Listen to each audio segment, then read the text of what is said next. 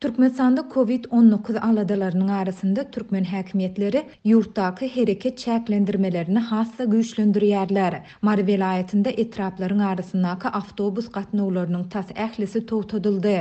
Bu waka yurtda koronavirusyň esasy ojaklarynyň birine öwrilen vilayetde virusa ýoluyanlaryň we ondan ölýänleriň görnetin köpelýän mahalyna gabat gelýär. Adatlyk radiosynyň mardak habarçysynyň maglumatyna görä, awtobus gatnawlary 29 awgustda çäklendirilip başlandy. 31 awgustda bu çäklendirmeler güýçlendirilip, 3 awgustda vilayetin etraplarynyň arasyndaky awtobus gatnawlarynyň tas ählisi ýatyryldy. Häzirki wagt Mary şäherindäki awtomendilden Bayramaly, Murgap we beýleki etraplara şeýlede Şatlyk şäherçesine ýolagçy gatnadýan ähli awtobuslar gatnawlaryny besetdi. Şeýlede etraplaryň awtomendillerinden beýleki sewitlere, şäherlere we şäherçelere gatnaýan awtobuslaryň gatnawy hem togtadyldy. Şuň etraplarda we şäherlerde ýolagçy awtobuslary düýbünden göze iýilmeýär. Diňe maskasyz adamlary çöplemek üçin aýlanýan içi polisiýaly awtobuslary görse bolýar diýip marly bir ýaşaýjy anonimlik şertinde 3 sentýabrda habarçymyza gurrun berdi. Häkimetler awtobus gatnawlarynyň ýatyrylmagynyň sebäplerini koronavirus hadisalarynyň köpelmegi bilen bagly güýçlendirilen karantin çäklendirmeleri diýip düşündirýärler. Ýöne olar beýleki etraplara ýa-da şäherçelere gatnap işleýän raýatlaryň öz iş ýerlerimizde nädip aşmaly diýen soraglaryna hiç ýyly jogap bermeýärler. Elimiz ayagymyz kesilen ýaly boldy. Ähli zady ýapdylar. Köp adam palta bazda, kerpiç zawodda we beýleki etraplardaky kärhanalarda işleýär. Virus sebäpli awtobus gatnawlaryny ýatyrsalar-da bize öýüňizde oturuň diýmeýärler. Biz iş ýerlerimizde nädip gatnamaly, muňa hiç kim jogap bermeýär diýip Bayramaly şäheriniň awtomendilinden garawum etrawyna gatnap işleýän ýaşaýjylaryň biri 3 sentýabrda habarçymyza gurrun berdi. Habarçymyzyň sözlerine görä awtobus gatnawlarynyň ýatyrylmagy ilat arasynda hususy eýçilikdäki taksilere bolan talabyň ýokarlanmagyna, netijede olaryň bahasynyň gymmatlamagyna getirdi. Häzir etrabara krey narhlarynyň bir uğru 10 manada, şäher içi 3-4 manada barabar. Ortaça aýlyk haky 1200 manada deň bolanda, muny her gün төлejek bolsaň, aýlygyň tas ýarysy ýol kireye gitjek diýip marly ýaşaýjy aýtdy. Adatlyk baýdylanlar barada Sewitiň deýişli häkimetlerinden, şol sanda Marynyň awtomendilinden goşmaça maglumat ýa kommentari alyp bilmedi. Marda awtobus gatnawlarynyň ýatyrylmagy ýurtda koronavirusyň esasy ojaklarynyň birine öwrilen vilayetde virusa ýoluyanlaryň we ondan ölýänleriň görnetin köpelýän mahalyna gabat gelýär. Soňky bir aýdan gowrak wagtyň dowamında vilayetde ençeme hassahana we oba karantina ýapyldy. Mundan ozal marda awtobus gatnawlary geçen ýylyň tomsunda, ýagny virusyň birinji tolkununda ýatyrylypdy. Türkmen häkimetleri virusyň ýaýramagyna garşy çäklendirmeleri ýygderli güýçlendirýärler. Ýurdun ýokary okuwjaýlarynda okuwlar onlaýn tertibe geçirildi. Orta mekteplerde ýokary synp okuwçylaryň dynjalyşlarynyň möhleti ýene bir aý uzoldyldy. Bu ýaşlyk çärelerine garamazdan Türkmen häkimetleri ýurtda COVID-19 hasaba alınmandygyny tekrarlap gelýärler. Türkmenistanda ýokarlanýan COVID-19 hadisalarynyň fonuna gadam masalan täze okuw ýylynyň ilkinji günlerinde Aşgabatyň käbir orta mekdepleri sosial aralygy saklamak barada duýduruş berýän nakleykalary satyn almak üçin okuwçylardan 5 manatdan pul ýygnaýar. Şol bir wagtda her okuwçy döwlet başlygynyň klaslary asylan portretlerini çalışmak üçin hemde virusa garşy dezinfeksiýa serişdelerini satyn almak üçin klas ýol başlygyna 50 manat pul bermeli. 2021-2022 okuw ýylynyň öň ýany görelen koronavirus hadisalary sebäpli Türkmenistanyň orta mekdeplerine sapaklar ýokary klas okuwçylar üçin 1 oktyabra çenli bir aý möhlet bilen ýygy süýşürildi. Muňa garamazdan 6 sentýabrda Adatlyk radiosynyň habarçylary Aşgabatyň orta mekteplerine okuw sapaklarynyň ýokary klaslary üçin hem gaýtadan başlananyny habar berdi. Başlangyç sınıflaryň okuwçylary geçen hepde okuwa başlady. Adatlyk radiosynyň habarçylary Aşgabatyň orta mekteplerine girişlen okuw ýylynyň COVID-19 çäklendirmeleri bilen başlananyny habar berýär. Ýöne koronavirus çäklendirmeleriniň ýerine ýetirilmegi üçin enatalar çykdy jetmeli bolýar.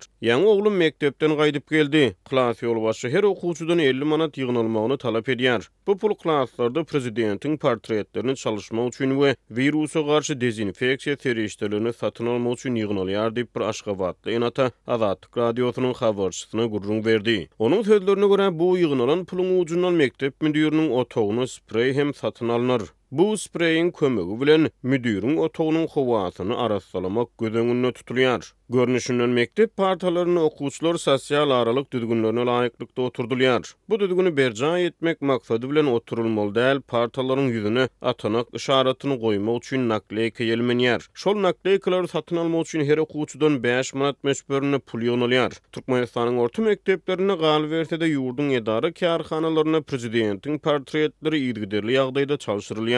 Döwlet baş tutanynyň suratlaryny çalışmak üçin raýatlardan dowamly pul ýynalýar. Hususan prezidentiň daş keşfi üýtgese, meselem onuň saçy şalyrsa ýa-da başga ýagdaýlar ýüze çyksa, döwlet baş tutanynyň synyp atawlaryna suratlary hökmany suratda çalşyrylýar. Şol bir wagtda döwlet edara kärhanalaryna prezidentiň portretleri her ýyl saýlanyp alynýan täze şygar esasyna hem täzelenýär. Yine bir Enat Azatlyk radiosynyň habarçysy bilen gurrundaşlykda bilim edaralaryna pul mejburlugynyň şikayet etdi. Ol toplanýan pulu para atlandyrýar we bu paranyň okuwçylaryň bahalaryna we olara berilýän häsiýetnamalara täsir edýändigini aýdýar. Okuwçylaryň mektebe gatnap başlamagyna bary ýogy 2 gün bolanyna garamazdan okuwçylardan ýan pul talap edip başladylar. Kiçi ýaşdan okuwçylara okuw üçin ýa-da bir iş bitirmek üçin para bermelidigini öwredýärler. Şonuň üçin okuwçylar 50 manatdan ýygnamaly. Muňa jogap edip olaryň gowy bahalar almaklaryna we oňyň häsiýetnamalary almaklaryna kömek berilýär diýip bir Enata gurrun berdi. Enatanyň sözlerine görä onuň gatnaýan mektebine sapaklaryň dowamlylygy 30 minut, ýöne mugallimler okuwçylary sapagyň dowamlylygy 35 minut diýip aýtmagy tapşyrýar. Eger kimdir biri sorasa sapagyň dowamlylygy 35 minut diýip Enata okuwçylary ara kesme 5 minut ýer çykaran mugallimyň okuwçylary aýdan sözlerini sitirledi. Kiçi ýaşdan okuwçylary ýalan geplemege öwredýärler diýip Enata mektebe aýplady. Aşgabatda 20 güne goloy ara kesmeden soň ilata subsidiýelenen azyk önümleriniň käbir görnüşleri gaýtadan paýlandy. Şol bir wagtda häkimetler ozal her 10 günde bir gezek paýlanan subsidiýelenen azyk önümleriniň nowatdaky tapgyrynyň öňümüzdäki aý satyga çykaryljakdygyny duýdurdy. Bu barada Azatlyk radiosynyň habarçysy paýtagtdan maglumat berýär. Onuň sözlerine görä 6 sentýabrda ilata maşgalada näçe adamyň bardygyna garamazdan 1 litr ösümlik ýagy, 1 kilogram şeker we bir sany dondurlan towuk paýlandy. Bu önümler ýurdun söwda we daşary ykdysady araýatnaşyklar ministrligine degişli döwlet dukanlarynyň işgärleri tarapyndan baltyarlyk, berkararlyk, köpetdağ we büzmeýin etraplarynyň ýaşaýjylarynyň öýlerine eltilip berildi. Ady karytlary üçin ilat 65 manat töledi. Towugyň içi suwdan doldurylyp dondurulupdyr. Onuň takminan 250 gramy buz çykdy diýip efirde atlandyrylmasyzlygyny soran Aşgabatly ýaşaýjy habarçymyza beren maglumatynda aýtdy. Habarçymyz bu önümleriň hususiýetçilerdäki umumy bahasynyň 163 manada barabardygyny aýdyp, 7 sentýabrda paýtagtyň bazarlarynda ösümlik ýagynyň 65 manat, şekeriň 23 manat we dondurlan towugyň 75 manat bahalanýandygyny belledi. Onuň sözlerine görä döwlet dukanlarynyň işgärleri ýaşaýjylara sentýabrdan başlap subsidiýelenen azyk önümleriniň aýda bir gezek paýlanjakdygyny aýdyp, onuň nowatdaky tapgyryna 6 oktýabrdan öň garaşmazlygy hem duýdurdular. Ýatlasak türkmen häkimetleri döwlet eýçiligindäki azyk dukanlarynyň öňünde emele gelýän uly nowatlary gizlemek tagallalarynyň çäginde maý aýynyň başyndan Aşgabatda subsidiýelenen azyk önümlerini hojalyklara eltip bermek işlerini ýola goýdy. Bu tagallalaryň çäginde soňky aýlarda ilata azyk önümleri bir aýda 3 gezek, ýagny her 10 günde bir sapar paýlanýardy. 2 sentýabrda paýtagtda habarçymyz Parahat şeýlede 11 we 30 etrapçalara 30-31 awgustda paýlanmaly subsidiýelenen azyk önümleriniň henizde getirilmeýändigini habar beripdi. Häkimetler ilata azyk paýlamak çäresiniň sanyny 3 gezekden 1 gezege azaldýar. Şeýlelikde ilata her aýda berilýän azyň muktary hem azalýar. Adamlar 1 towuk, 1 litr ýag we 1 kilogram şeker bilen garaşsyzlyk bayramyny bellemeli diýip Aşgabatly ýaşaýjy aýtdy. Türkmen häkimetleri hökümetleri subsidirlenen azyk önümlerinin ilata paýlanýan mukdarynyň näme sebäpden azaldylýandygy barada hiç ýyly resmi düşündürüş bermeýärler. Ýöne habarçymyz bilen söhbetdeş bolan ýagdaýdan habarly bir çeşme häkimetleriň azynyň mukdaryny azaltmak esasynda ilaty bazar bahalaryna öwreşdirmek isleýändigini aýdýar. Hökümet subsidirlenen azyk önümlerini dolu bazar bahasyna geçirmek isleýär. Ilaty bazar bahalaryna taýýarlamak maksady bilen azyk önümleriniň mukdaryny azaldýarlar diýip çeşmämiz aýtdy. Azatlyk baýdalanlar barada Söwda we Daşary Ykdysady Aratnaşyklar Ministrliginden goşmaça maglumat ýa-da kommentari alyp bilmedi. Türkmenistanda azyň çäkli görnüşlerinden we sanyndan ibaret iýmit paýyna girýän önümler, towuk buğda, ösümlik ýagy, şeker we ýumurtga subsidirlenen bahadan satylýar. Bu önümler hususiýetçilerde 2-3 esse gymmat narhdan bahalanýar. Türkmenistanda 4 ýyldan gowrak wagt bäri dowam edýän ykdysady kynçylyklar, giň ýaýran işsizlik, bazarlarda azyk gymmatçylygy köp maşgalalary subsidirlenen önümlere garaşly goýýar. Türkmen häkimetleri ykdysady kynçylyklary, azyk ýeter ýetmezçiligini boyun alman